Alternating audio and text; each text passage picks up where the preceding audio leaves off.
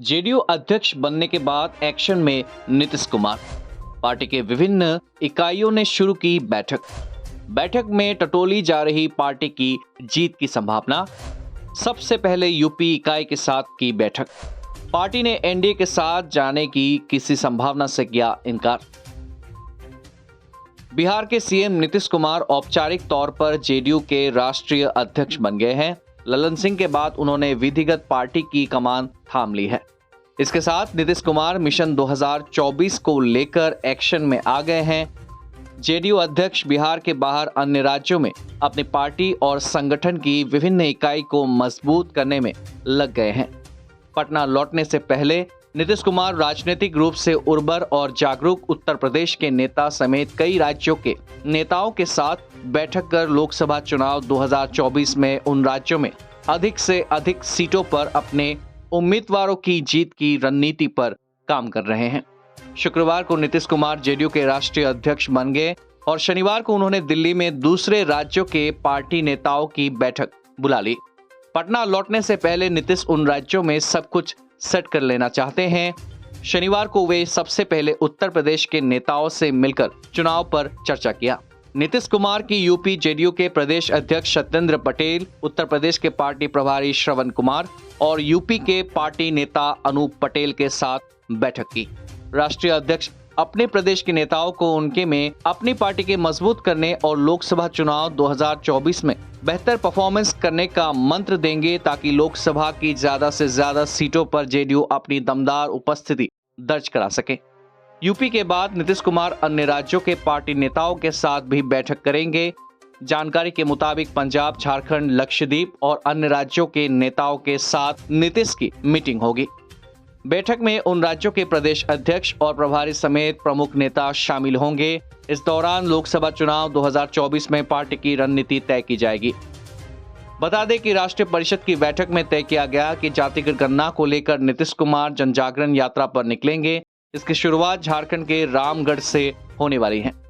बताया जा रहा है कि बिहार में जातीय गणना के बाद नीतीश कुमार की लोकप्रियता देश भर में बढ़ी है। बताते चलें कि शुक्रवार को पार्टी की राष्ट्रीय परिषद की बैठक में ललन सिंह ने राष्ट्रीय अध्यक्ष पद से इस्तीफा दे दिया और नीतीश कुमार को अगला अध्यक्ष बनाने का प्रस्ताव किया। सभी सदस्यों ने इस पर सहमति दे दी। इसके बाद राष्ट्रीय परिषद की बैठक में इसे पास कर दिया गया और नीतीश कुमार पार्टी के राष्ट्रीय अध्यक्ष औपचारिक रूप से बन गए। कमान संभालने ही उन्होंने अपना काम शुरू कर दिया है। उल्लेखनीय है कि बैठक में 4 राजनीतिक प्रस्ताव पारित किए गए हैं। जाति आधारित जनगणना को लेकर देश भर में प्रचार प्रसार किया जाएगा। इंडिया गठबंधन का भी ये एजेंडा होगा। इंडिया गठबंधन के घटक दलों के साथ सीटों के तालमेल पर और अन्य फैसलों पर नीतीश कुमार को अधिकृत किया गया है।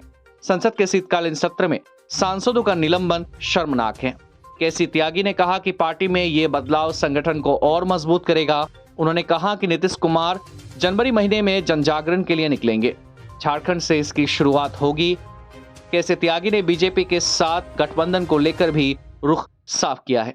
उन्होंने कहा कि जनता दल यूनाइटेड है और एनडीए में जाने का कयास मत लगाएं। राजनीति में कोई किसी का दुश्मन नहीं होता है। नीतीश कुमार के चेहरे को लेकर केसी त्यागी ने कहा कि मुख्यमंत्री इंडिया गठबंधन के विचारों के संयोजक हैं और इंडिया गठबंधन के विचारों के प्रधानमंत्री हैं। उन्होंने साथ ही कहा कि नीतीश कुमार चुनाव लड़ेंगे या नहीं ये अभी तय नहीं किया गया है। प्रेस कॉन्फ्रेंस में केसी त्यागी ने कहा कि राष्ट्रीय जनता दल और जेडीयू के बीच कोई विवाद नहीं है।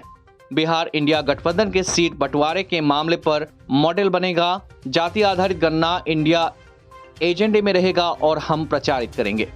संसद शीतकालीन सत्र में सांसदों का निलंबन शर्मनाक। राष्ट्रीय कार्यकारिणी और परिषद में घटक दलों के साथ उम्मीदवारों के चयन पार्टी के नेता नीतीश कुमार अधिकृत किए गए हैं। अगर राम मंदिर के उद्घाटन समारोह का जेडीयू को निमंत्रण मिलता है तो नीतीश कुमार निसंकोच जाएंगे। केसी त्यागी ने कहा कि नीतीश कुमार इंडिया गठबंधन के विचारों के संयोजक हैं और इंडिया गठबंधन के विचारों के प्रधानमंत्री हैं।